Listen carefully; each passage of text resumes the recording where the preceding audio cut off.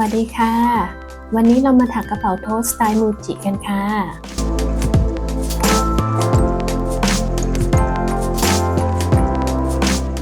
ส่วนแรกเราจะใช้เชือกคอตตอนทอแบบกลวงขนาด 2 มิล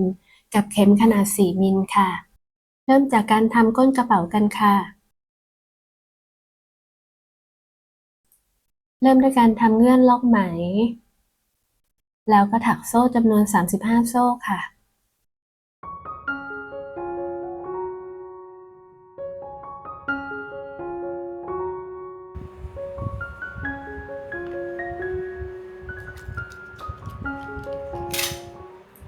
เราจะได้ความยาวโซ่ออกมาที่ประมาณ 21 เซนนะคะ จากนั้นให้พลิกโซ่กลับหลัง เราจะแทงเข็มเข้าไปที่ห่วงตรงกลางด้านหลังของโซ่แบบนี้นะคะ ให้ทำดับเบิลโครเชต์6 ครั้งลงไปในโซ่ตำแหน่งที่ 3 แบบนี้ค่ะ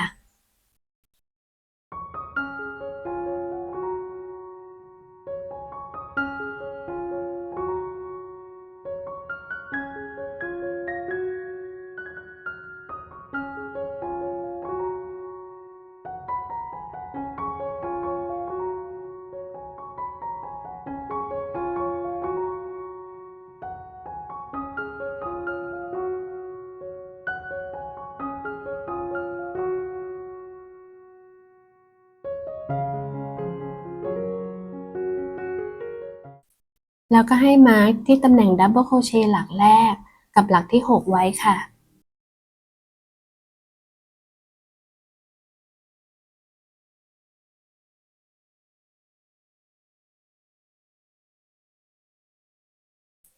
จากนั้นก็ให้ถักดับเบิลโครเชต์หลักละ 1 ครั้งไปจนสุดปลายโซ่ค่ะ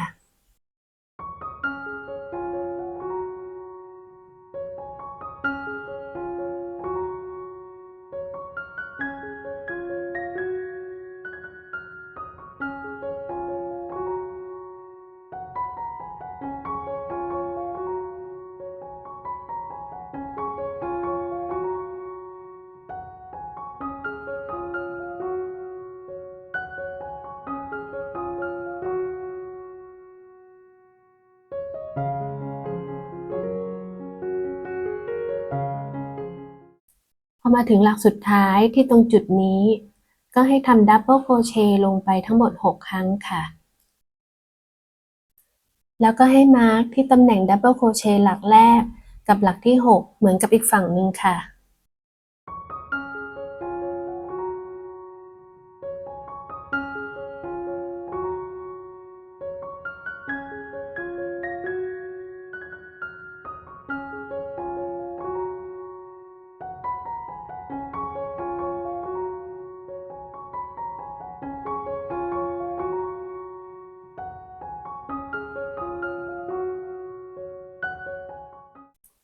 จากนั้นเราก็จะอ้อมมาที่อีกฝั่งหนึ่งก็ให้ทำดับเบิลโครเชต์ลงไปหลักละ 1 ครั้งจนสุดที่รอยมาร์กอีกด้านหนึ่งค่ะ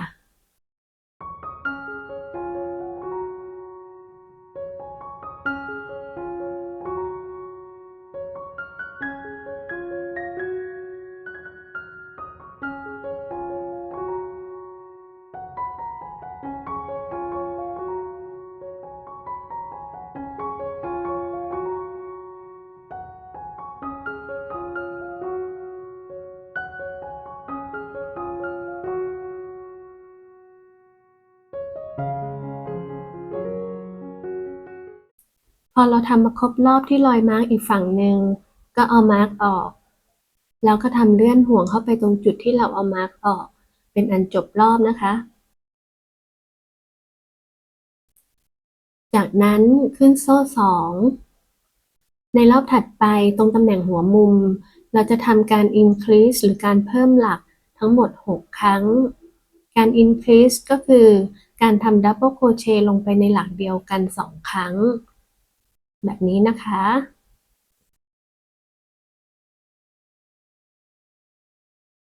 ทำทั้งหมด 6 ครั้งค่ะก็จะครบรอบตรงหัวมุมพอดีค่ะ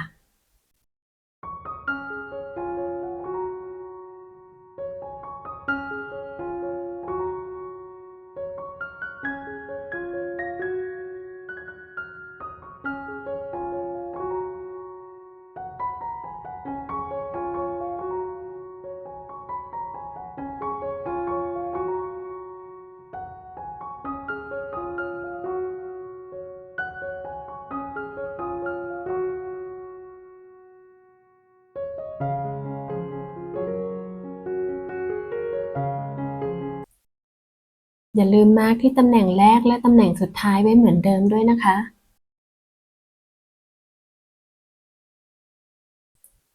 จากนั้นก็ทำดับเบิลโครเชต์หลักละ1ครั้งไปจนถึงรอยมาร์กที่หัวมุมอีกฝั่งหนึ่งค่ะ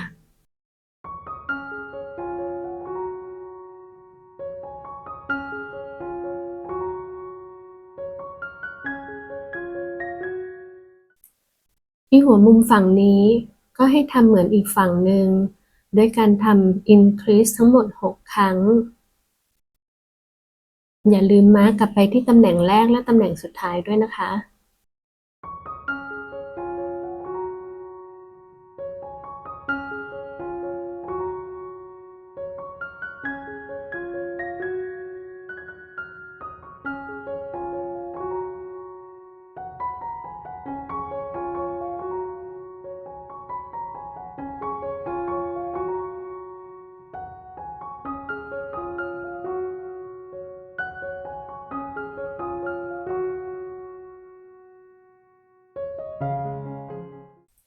พอครบแล้วก็ให้ทำดับเบิลโครเชต์หลักละ1ครั้งไปจนครบรอบค่ะ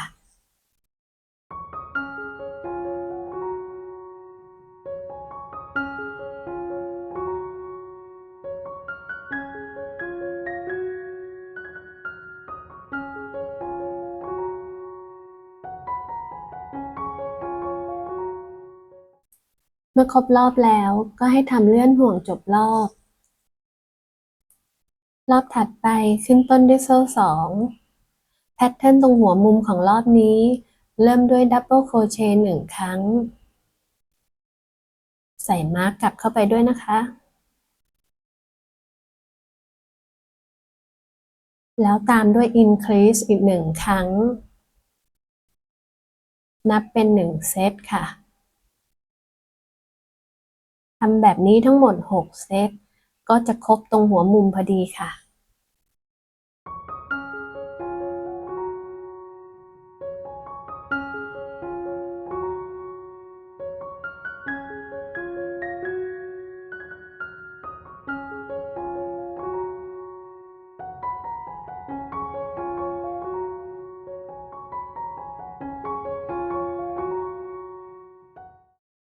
จากนั้นก็ทำดับเบิลโครเชต์หลักละ1ครั้งไปจนถึงหัวมุมอีกฝั่งหนึ่ง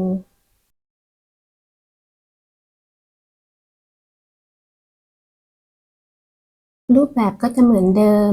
ตรงแนวตรงทำดับเบิลโครเชต์หลักละ1ครั้ง ตรงหัวมุมก็ทำแพทเทิร์นเดียวกับหัวมุมอีกฝั่งหนึ่ง แล้วก็เก็บด้วยดับเบิลโครเชต์หลักละ1ครั้งตรงแนวตรงจนครบรอบค่ะ พอครบรอบก็เลื่อนห่วงจบรอบค่ะ รอบถัดไปขึ้นโซ่2แพทเทิร์นในรอบนี้เริ่มด้วยดับเบิลโครเชต์1ครั้ง มาร์กกลับเข้าไปด้วยค่ะ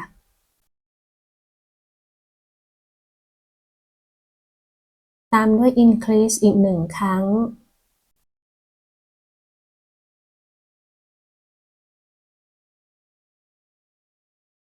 แล้วก็ดับเบิลโครเชต์อีก1ครั้งนับเป็น1เซตนะคะทำแบบนี้ทั้งหมด6เซตด้วยกันก็จะครบรอบตรงหัวมุมพอดีค่ะ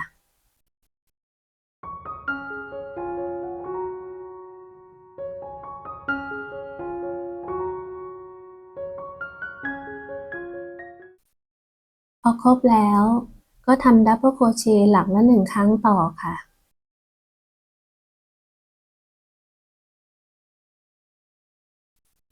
รูปแบบในการทำก็จะเหมือนเดิมค่ะ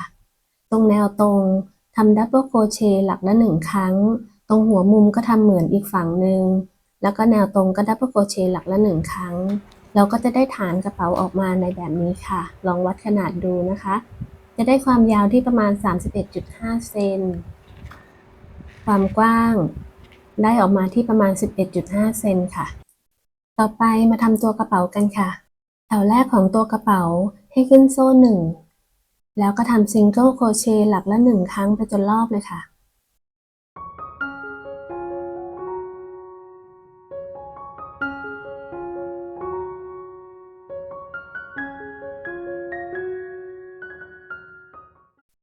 ที่แถวนี้ให้ปรับจำนวนหลักเป็นเลขคู่นะคะ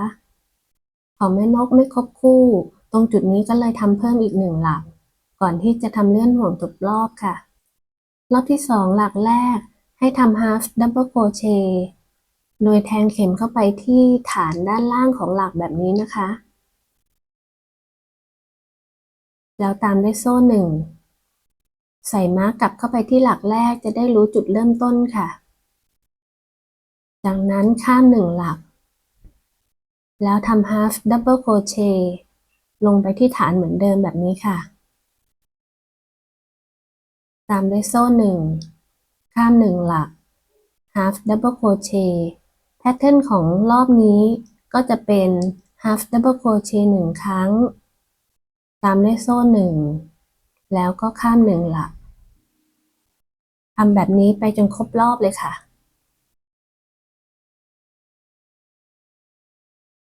ตอนครบรอบเราก็จะจบด้วยโซ่1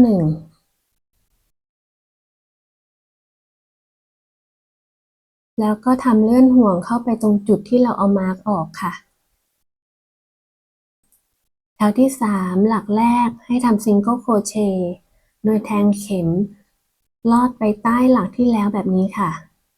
ขอเรียกแบบนี้ว่า front post single crochet นะคะแล้วก็ตามด้วย single crochet ธรรมดาอีก1ครั้งใส่มาร์กกลับเข้าไปที่หลักแรกเหมือนเดิมค่ะ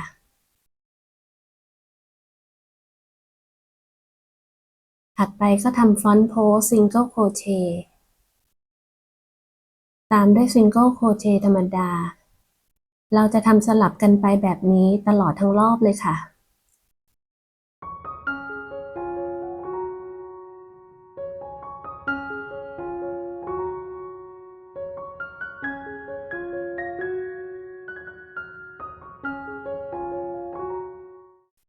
พอครบรอบแล้วให้ทำเลื่อนห่วง2ครั้งครั้งแรกทำเข้าไปตรงจุดที่เราเอามาร์กออกครั้งที่2ทำเข้าไปในช่องว่างถัดไปแบบนี้ค่ะจากนั้นรอบที่4หลักแรกให้ทำ half double crochet ลงไปในช่องว่างแรกตรงนี้นะคะตามด้วยโซ่1ใส่มาร์กกลับเข้าไปที่หลักแรกเหมือนเดิมค่ะหลักถัดไปก็ตามด้วย half double crochet ลงไปในช่องว่างถัดไปสลับกับโซ่1ทำเช่นนี้ไปเรื่อยๆจนครบรอบเลยค่ะ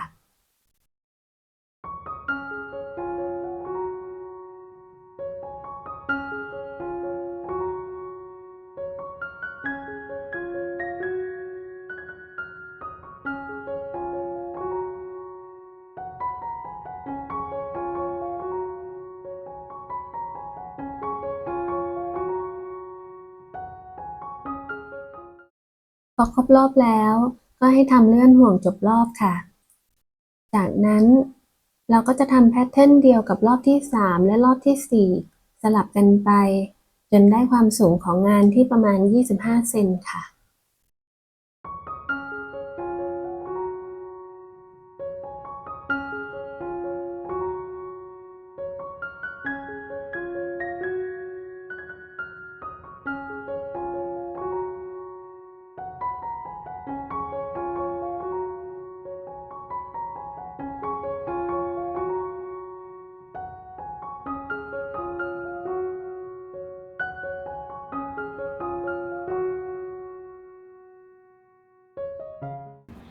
เมื่อได้ความสูงตามต้องการแล้วให้เราจบแถวสุดท้ายด้วยลายถักที่เป็นลาย Single Crochet นะคะ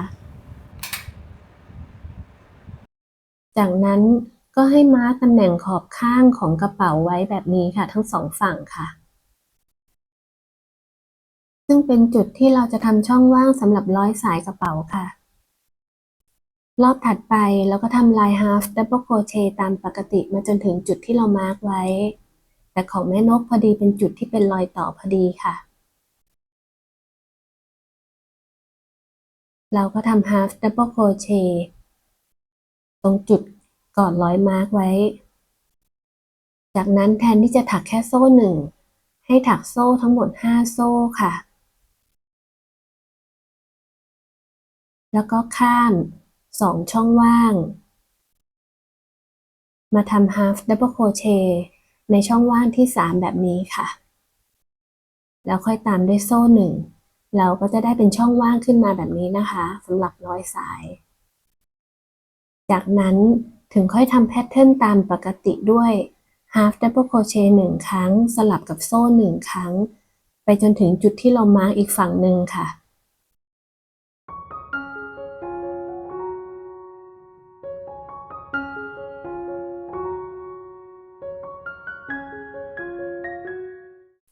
เมื่อมาถึงรอยมาร์กอีกจุดหนึ่งก็ให้ทำเหมือนอีกฝั่งด้วยการถักโซ่5 โซ่ข้าม2 ช่องว่างแล้วถึงค่อยทำ half double crochet ลงไปในช่องว่างที่3แบบนี้ค่ะตามด้วยโซ่1จากนั้นถึงค่อยทำตามแพทเทิร์นปกติด้วยการทำ half double crochet 1 ครั้งสลับกับโซ่1ไปเรื่อยๆจนครบรอบนะคะ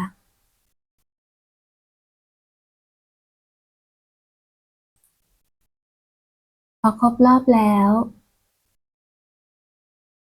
ก็ทำเลื่อนห่วงจบรอบได้เลยค่ะ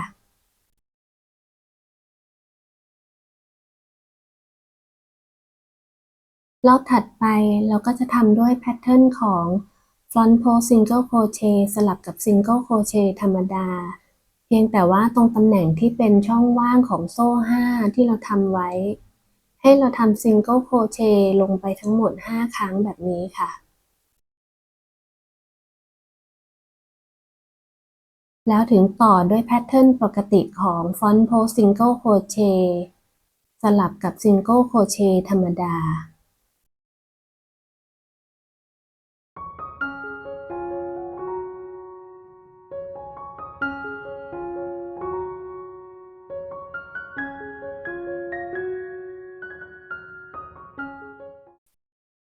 พอมาถึงขอบข้างอีกด้านหนึ่งที่เป็นตำแหน่งโซ่5ก็ให้ทำ single crochet ลงไปในโซ่ทั้งหมด5 ครั้งแบบนี้ค่ะ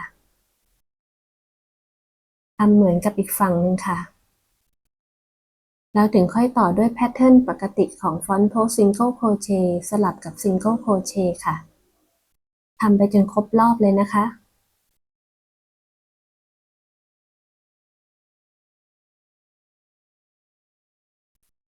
พอครบรอบก็เลื่อนห่วงจบรอบได้เลยค่ะจากนั้นเราจะหยุดที่ตรงจุดนี้ไว้ก่อนนะคะเอาเข็มกัดล็อกปลายไหมไว้ค่ะเราจะเบรกมาทำแผ่นรองกระดุมแม่เหล็กกันค่ะในส่วนนี้แม่นกเปลี่ยนเป็นเข็ม 3.5 มิลเพราะอยากให้งานออกมาแน่นหน่อยค่ะเริ่มด้วยการทำโซ่5 โซ่จากนั้นก็ทำ single crochet ย้อนกลับมาจะได้ทั้งหมด4 หลัก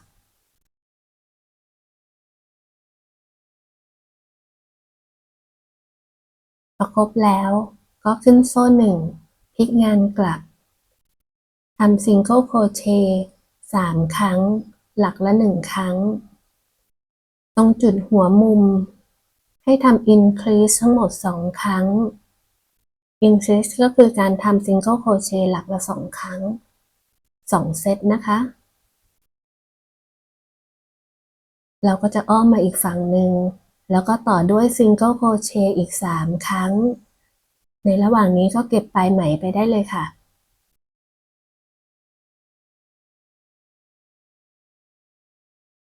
ครบแล้วก็ขึ้นโซ่1พลิกงานกลับทำ single crochet 3 ครั้ง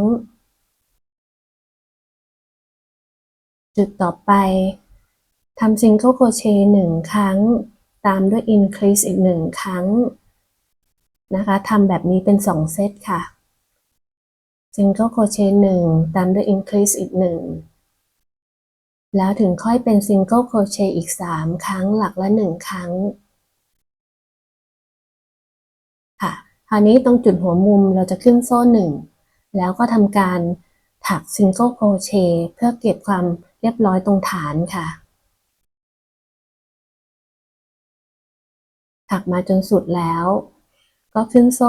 1แล้วก็ทำเลื่อนห่วงเข้าไปที่ single crochet หลักแรกแล้วก็ตัดปลายไหมได้เลยค่ะ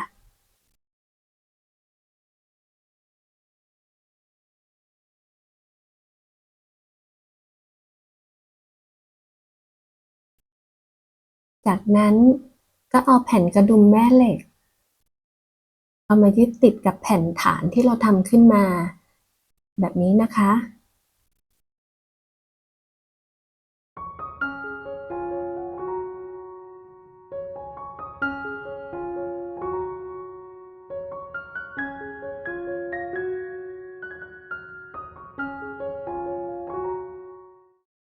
ก็ให้ทำเพิ่มขึ้นมาอีกแผ่นหนึ่งเพื่อให้ครบคู่ของชุดกระดุมแบบนี้ค่ะจากนั้นก็ให้มาร์คตำแหน่งกึ่งกลางที่ด้านหน้าและหลังของตัวกระเป๋าแบบนี้ค่ะเป็นจุดที่เราจะเอาแผ่นกระดุมมายึดติดค่ะเรามาถักกันต่อค่ะที่รอบนี้ให้ขึ้นต้นด้วยโซ่หนึ่งให้ถักซิงเกิลโครเชต์หลักละ1 ครั้งไปจนถึงจุดกึ่งกลางที่เรามาร์คเอาไว้ค่ะ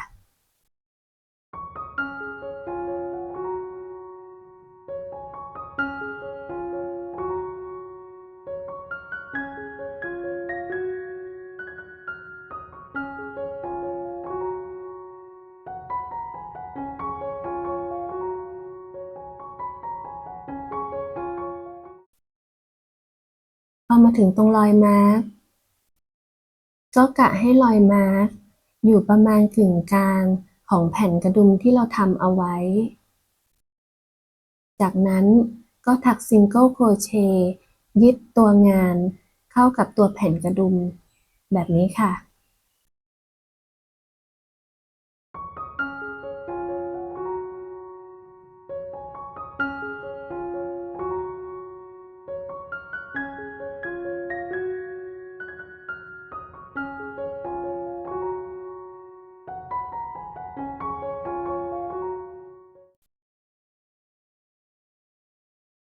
ติดแผ่นกระดุมให้ถูกด้านนะคะ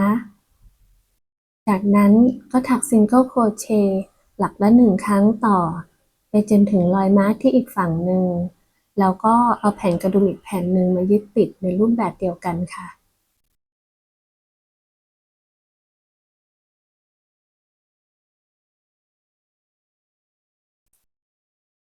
พอครบรอบแล้วก็ทำเลื่อนห่วงจบรอบต่อไปเป็นแถวสุดท้ายค่ะขึ้นโซ่1ทำซิงเกิลโครเชต์หลักละ1 ครั้งไปจนรอบเลยค่ะ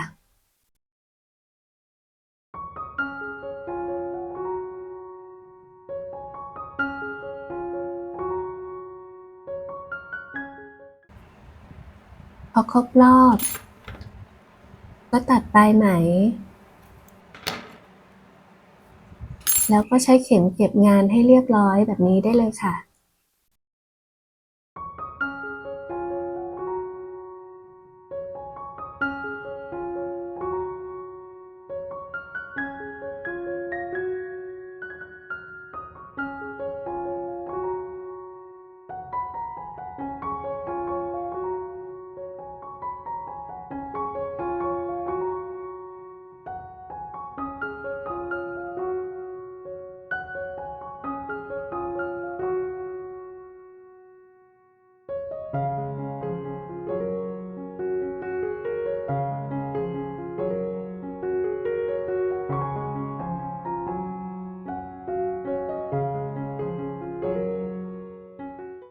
ต่อไปเรามาทำสายกระเป๋ากันค่ะแม่นกเปลี่ยนเป็นเชือกฟอกขนาด 1.8 มิลกับเข็ม 3.5 มิลเริ่มด้วยการทำโซ่จำนวน 186 โซ่ความยาวตรงนี้สามารถปรับได้ตามต้องการค่ะ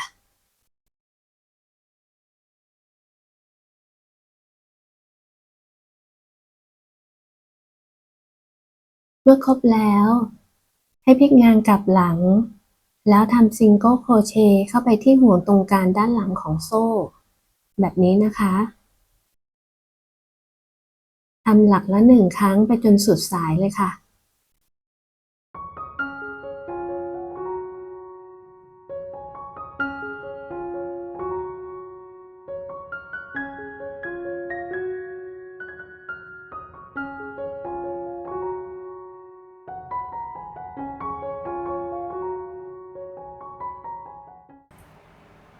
เมื่อครบแล้วแม่นกตัดปลายไหมเลยเพราะว่าจะเปลี่ยนเป็นไหมอีกสีหนึ่งค่ะ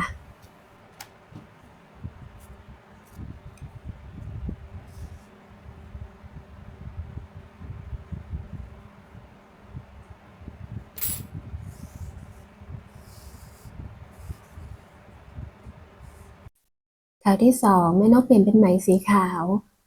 เลยกลับมาเริ่มต้นที่จุดเดิมเพราะว่าอยากให้ลายออกมาดูเหมือนกันในทุกๆแถวค่ะแต่ถ้าเพื่อนๆใช้ไหมสีเดียวก็สามารถถักแบบพลิกกลับไปมาทั้ง3แถวโดยไม่ต้องตัดไหมก็ได้นะคะ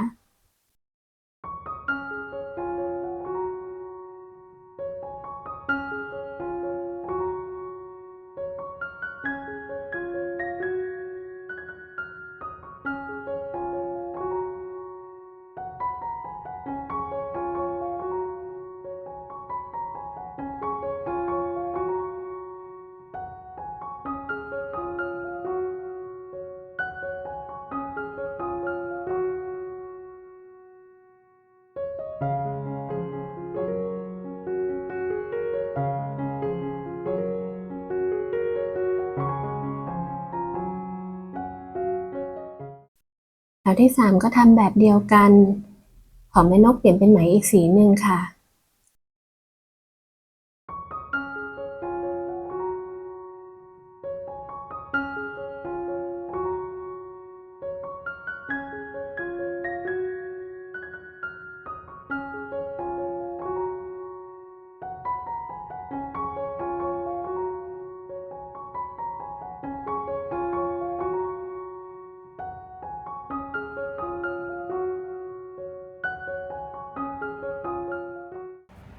พอครบ3แถวก็ตัดปลายไหมได้เลยโดยทิ้งปลายไหมให้ยาวนิดนึงจะได้เอาไปใช้เย็บต่อได้ค่ะ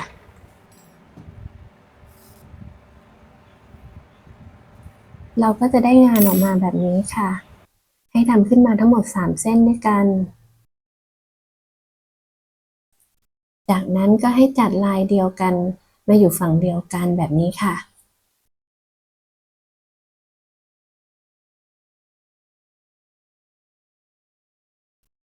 แล้วก็ทำการยึดปลายของทั้ง3เส้นให้ติดกัน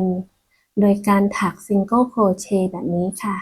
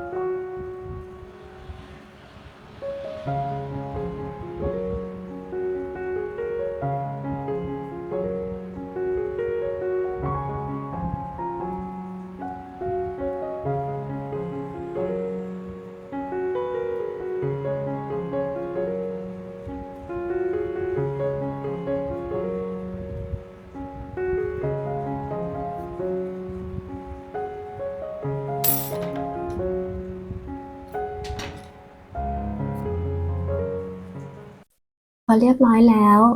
เราก็เอามาถักเป็นเปียง่ายๆแบบนี้ได้เลยค่ะ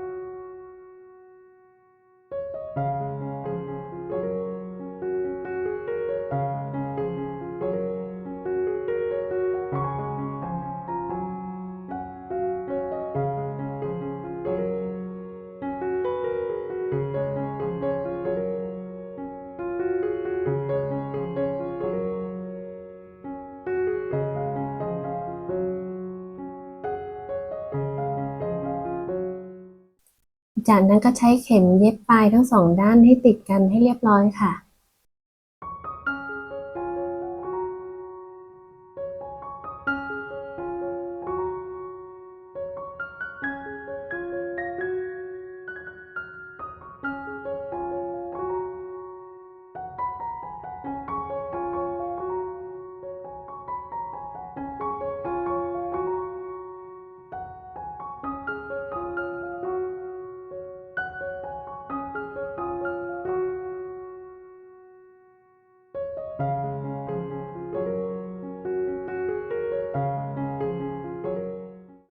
จากนั้นก็ตัดไหมสำหรับทำผู้แม่นกใช้ความยาวประมาณ50เซนสีละ25เส้นแล้วก็เอามาร้อยเข้ากับตรงปลายของสายในลักษณะแบบนี้ค่ะ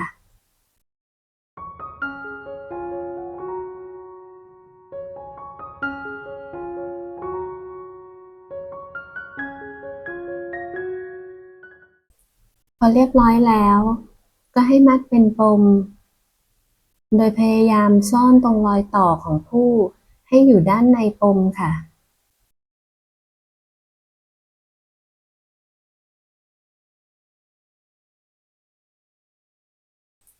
แค่นี้